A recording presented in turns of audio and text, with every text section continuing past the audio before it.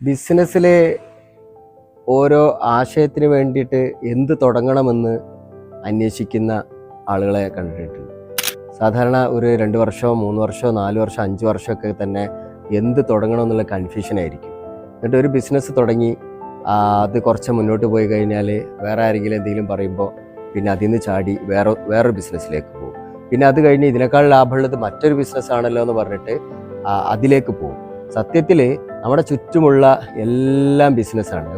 ഓരോന്നിൻ്റെയും പിന്നിൽ കണക്കെടുത്ത് നോക്കി കഴിഞ്ഞാൽ ട്രില്യൺ കണക്കിന് ഡോളറുകളായിരിക്കും ഓരോ ബിസിനസ്സും. നമ്മൾ ഇട്ടിരിക്കുന്ന ഷൂ, നമ്മൾ ഇട്ടിരിക്കുന്ന ഡ്രസ്സ്, നമ്മളുടെ ധരിക്കുന്ന വാച്ച്, അതേപോലെ പിന്നെ നമ്മുടെ വീട്ടിലെ ടൈൽസ്, പെയിൻറ്റിങ്, അതേപോലെ കാർപ്പറ്റ്, ഗോൾഡ്, എല്ലാ ബിസിനസ്സും പിന്നെ ട്രില്യൺ കണക്കിന് ഡോളറുകളുടെ അവസരങ്ങളാണുള്ളത്. പക്ഷെ നമ്മൾ എന്ത് തുടങ്ങുമെന്നുള്ളത് അന്വേഷിച്ച് കുറേ സമയം പോകുന്നതിനേക്കാൾ നല്ലത് നമ്മൾ എന്തെങ്കിലും ഒന്ന് തുടങ്ങാന്നുള്ളതാണ്.